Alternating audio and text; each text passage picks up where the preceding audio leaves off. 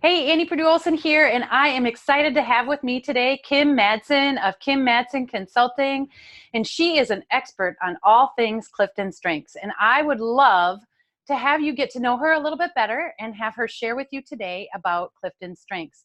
So, Kim, tell us all about the assessment. What is it all about? Yeah, so the Clifton Strengths Assessment is a questionnaire assessment. There's all kinds of them out there, and it really helps you narrow in on where your strengths lie. And so, for instance, my top 5 strengths are maximizer, achiever, activator, relator, and strategic, which is really important to understand so that when I'm working in a team or as a leader, I understand from which domain I lead and which type of leadership domain I follow best. Yeah. And so if I were to have a leader or team members who have different strengths, which obviously we all have, that we understand and are able to share about ourselves, so the other person has an idea of, instead of being able to create their own idea about us, we help set the tone, we set the pace. And I will tell you, every time I do this training with leaders or teams or individuals, even the individuals, entrepreneurs who are running their own business, when they're trying to talk to new potential clients, it's like, you need to understand your own strengths first in order to be able to connect with the other person. And it's like these light bulbs go off. And that's what's amazing about it. I love that idea of, like, I've heard people like getting in my strength zone has been something I think StrengthsFinder and Clifton Strengths has really helped me with, is like, okay, like what is my lane where I'm going to excel? Yes. And that's exactly it, right? Is that growing up, you see everybody else. And the reality is that you are unique. And so when you can hone in on how, even if we're both maximizers, how we're going to utilize it is going to be very different. And so instead of putting people in a grouping or saying, oh, you two must work alike, the reality is, let's dig deeper and figure out, how do you use your maximizer strength? How do you use your activator strength? How do you use your achiever strength? Now let me help you own it. Yeah. So when you own it, then you're more able and capable of sharing it with others so they can see you versus throwing you in amongst and not having a deeper understanding. So dig a little deeper into that. Tell me, how do you use this assessment to really help people do what they do best? So it's really interesting. I'll just give you some examples. And, I've had clients from all different walks of life, leaders in corporate, entrepreneurs. And so one example is that a gentleman come to me who said, I just am not getting these promotions that I think I should be getting. And one of his strengths is adaptability. And so once we started talking is about adaptability, he's like, well, I'm constantly all day putting out fires, but I took on this project of creating this training because I really enjoy doing that, but it always falls to the bottom of my list. And he's like, so when it comes to evaluation time, it doesn't look good. So his adaptability, he's like, I'm really great at putting out fires, but when it comes to doing something I really still want to do. So we had to help him understand how to create space in his day where he had to tell his team, during this time, I need to focus. And I can't be putting out fires. And once he was able to embrace and understand how he needed to do that, he received 2 promotions in 6 months. Wow. Yeah, it's pretty incredible. And I coach other people who are living in this time of where now they're the caregiver for their parents and have, let's just say, many siblings who live across the country, who one person is caregiving and the rest want to say, well, talk about family dynamics. Strengths plays a part there too.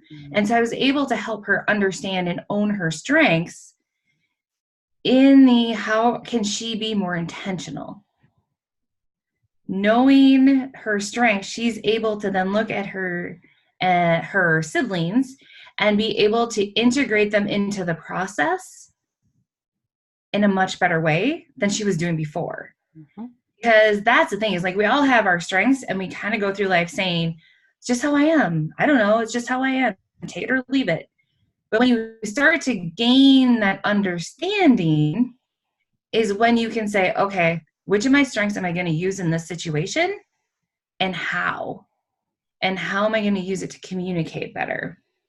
And if this is something I can't communicate, who in my circle is going to be my partner? Mm. And I think that that's really one of the biggest things about strengths is when you can admit that's not my strength.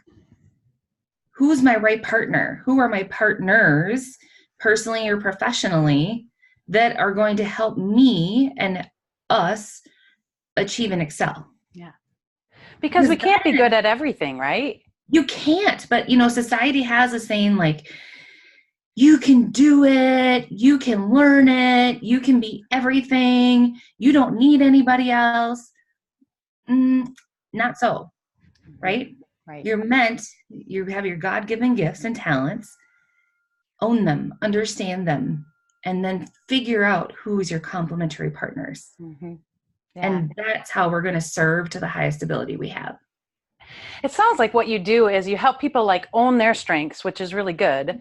But then you go beyond that in the sense of helping people know when do they need to dial up a strength or dial back a strength to get the results they're looking for. And then who to partner with in those places where they may not be strong. And that's absolutely correct. I've had a client send me an email and she's like, after the workshop that she attended, she's like, I now, before every meeting, think about who I'm meeting, which of my strengths are going to need to be utilized, and which ones need to take the back seat. And I said, that is it. That's it in a nutshell. Because otherwise, if we go in and we don't set our intention, we are all over the place and we're not listening to the other person. So it's once you own your own strengths is then when you can go to the next step to start to learn the other strengths so you can start to recognize them in other people. Yes. And that's when the power really starts to kick in, is we're like, oh, I wish I'd known that 10 years ago. Those relationships could have been so much different. Not saying everybody's going to be your best friend. Not everybody's going to be your client. Not saying that, but it's just saying you can lead such a more peaceful life with a lot less friction if you set the intention. Yeah. Yep. I love that you're talking about too is like identifying strengths in others is such a powerful thing because we can really draw, especially as leaders, and a lot of people I work with are leaders, is draw out the brilliance in others. But that like translates to other areas, like I think parenting. Don't we want to draw out the brilliance of our kids? And you talked about family dynamics and how do we want to like use our gifts and talents to draw out the strengths in our family to really help them excel during seasons of, caring for a parent or something like that. Right. So you have that spectrum. And then my kids have all taken Strengths Finders. So they took it when they were 2 years ago. So 9, 13, and 17. And with my youngest, I've been able to utilize it with his teachers. We have a very diverse community and teachers have their hands full in so many aspects. And I think that's just across the board in education today, right? But I'm able to help the teacher understand. He's competition, he's an achiever, and he's a discoverer. So he is going to compete to the highest level. To him, that's what it's about. Achieving, he's always going to set a high standard. And then he's going to ask a lot of questions. He's going to push you. He's going to challenge you. And it has helped tremendously helping his teachers understand him and how to motivate him. Yeah. And, that's, I think, the key to education today is helping kids understand what motivates them. And that's what Strengths is all about. What motivates you? What needs do you have? And how can you ask for it? How do you ask for help? And we as a society are not good at it. We're not good at asking for help. And again, it comes back to is because we're taught, the more you work at it, the better you can be at it. Whereas if you work from your natural talents, you are going to excel in such a faster pace and building the right team around you. And so when I go into corporate settings or I work with individuals, corporate setting, I'll just say, is that the aha moments around that leadership table or in the team, it sets them up for such a different interaction on a daily basis that it's just powerful. Mm-hmm. So I know a lot of people that are listening to this interview have probably taken Clifton Strengths at some point in their life. So if they were to pull that report back out from whatever file they put it in, what would you tell them they need to do next? And that's the thing is why did I even become strength certified is because in every organization I worked for over the past 20 years, we did Clifton Strengths. And they said, we're going to become a strengths organization. No, what they really meant was you're going to take an assessment. We're going to put your name on a spreadsheet. We're going to look at it once. And then the book's going to sit on the shelf and we're never going to talk about it again. And people go, well, that was a waste of time. Good to know, but it really didn't help me or us as a team. And so if they pull back out even the book or the report, if they still have it, or it's really inexpensive to go take it, to do that, and they can actually get it through me at a discounted rate. But to do that, the first thing you do is sit down with the signature report and you highlight so a maximizer for myself, going through and highlighting what I know what represents me every day. That's a start. That's the very basic. The next step would be hopping on a call with me. I do 1-hour sessions, or hopping into one of my group online trainings. But usually the phone call is the first step, and it's called a what you need call. And we work through it.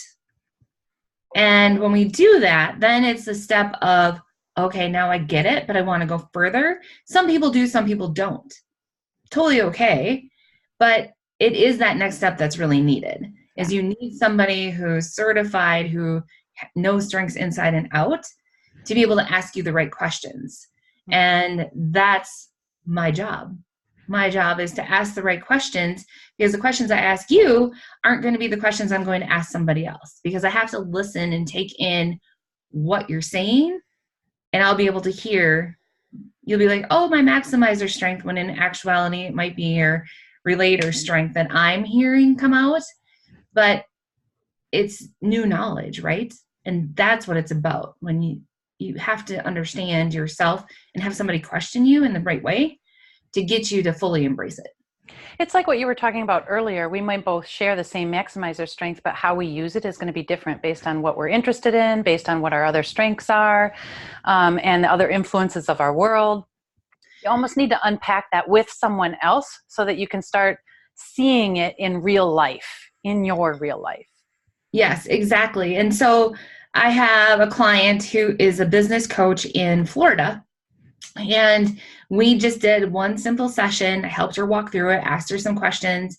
And she's a New Yorker who transplanted to Florida. And so she's just like, she's on it. Like, there's no like BSing around. She's just like that type of person, right? Like, let's just get to it. Some people find it abrasive. But when we started to look at her strengths, I was able to say, okay, so how are you going to be more intentional with that strength? Because this is how, if somebody has an opposing strength, they're going to see that. So when you feel something's off, it's you haven't been intentional with your gift. Because your gifts can connect on any level if you're intentional. And the one thing that I help people do is owning their strength is creating a sentence. So for me, maximizer, if I meet somebody new or somebody's going to work with me, I'll say, just something you should know as a maximizer. What that means to me is that I ask a lot of questions because I can see greatness in you that you can't see. That's what my maximizer is. Powerful. Whew. My achiever is I am forever learning.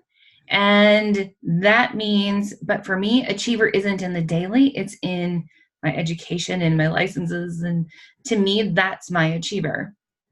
Activator is I'm all on board and I'm very quick on making decisions. Sometimes that's not good. So that is one where I really had to be intentional to say, okay, as activator, I need to take a back seat here. And do I just need to sit back and listen before my strategic number 5 is going to kick in with an answer, because that's how my brain is wired. So being able to just have one quick sentence for each of your strengths helps a person understand you at a different level. Because if you don't set that, that person is creating their own idea about who you are, how you work, and the things that you say and you do. Yeah. So when It really gives you language to be able to ask for what you need and to set the tone, like you said, set the expectation for what people are going to get from you. Yes. And that's exactly it, right? And that's what we want is it empowers you to be the best you.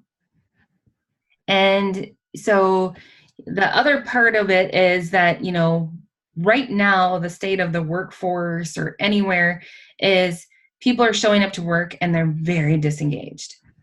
Because when we look at it, the reason is that managers are managing versus leading. And when you can lead according to strengths and helping people build their strengths, your employees become much more engaged and impact your bottom line. Mm-hmm. So whether you're a business of 2 people, whether you're a solopreneur, whether you're an organization of 200 plus people, when you invest in understanding the strengths of your employees, you're investing in your bottom line. Mm-hmm. And it's a critical piece. And it's it doesn't matter if you're nonprofit, for profit, everybody knows that one disengaged employee costs your organization a ton of money a year. Yeah. So you really do 2 things. You help people like with one-on-one, give me a call. Let's sit down with your report. We're going to go through that. We're going to give you language so that you can know yourself in your own words and ask for what you need. But then you also partner with leaders to say, how do we draw out the potential of our team? How do we work better together as a team? And how do we engage the people on our team to get the best and the most out of them for the sake of the mission or the organization that that you're working with? So you do both things. So you do both sides. Yeah. Because I don't think that you can just I guess you could just do one, but I love both sides. Yeah. I love working with individuals and I love working within an organization and speaking on the topic and helping managers become leaders. Most people are put into a management position just because it's the next step. Mm-hmm. And so when we can help them become a coach in their leadership, they will thrive. Mm-hmm. And that's the aspect of when we're building team, when we're building leaders, we're building in coaching. That's where organizations need to go to excel. Yep. Because that's what everybody's looking for today. Everybody wants a coach, no matter what organization, right? I don't need a manager. I don't need somebody telling me what I do wrong. I already understand, just like kids understand. They know where you know what? Your math grade is bad. You're getting a D. So let's focus on that. Let's focus on that. Let's focus on that. That's been ingrained in us since we were little, is to focus where we're not strong. Whereas if we say, oh, you're getting an A in English, let's focus on that. Let's work. You can improve in the other areas, but it shouldn't be where a bulk of your time is spent. Yep. So you can really help people do that. And it all starts with a call. They need to have a conversation with you so that you can actually just spend 1 hour with them and help them strategize the best way to grow themselves and to grow their team if they're in a leadership role. And that's, 1 hour of time dedicated to understanding your strengths better is going to take you 90%, right? And then it usually gets you going, okay, I'm understanding myself, but I want to know more. Yeah. And if not, that's totally fine. But it can be super simple in just one phone call. Yeah. So if people want to reach out to you and have that phone call with you, how do they reach you? Yeah. So my website is kmadsenconsulting.org, or I'm on Facebook at Madsen Consulting, Kim Madsen. You can find me there. I'm on LinkedIn. Pretty much I don't do Instagram really. I'm there, but I don't really do it, because you can't do everything. And I think that also is the thing. It's like, figure out where your people are. And that's so Facebook and then my website. Yeah. And I will put links to your website and your Facebook page and anything else we can find in the comments with this video when it posts, so that people can reach out to you and get that one-on-one call that can change their life in a sense that it's going to change the way they lead. It's going to change the strength zone that they live in, and empower them to be the best version of themselves. That's what it's about, right? Is that we all want to live the best we can. And so we need to start with ourselves first. Yes. Thank you so much for your time, Kim. I really enjoyed just learning more about what you do and the Clifton Strengths, and I'm excited. Thanks for joining me. Thank you.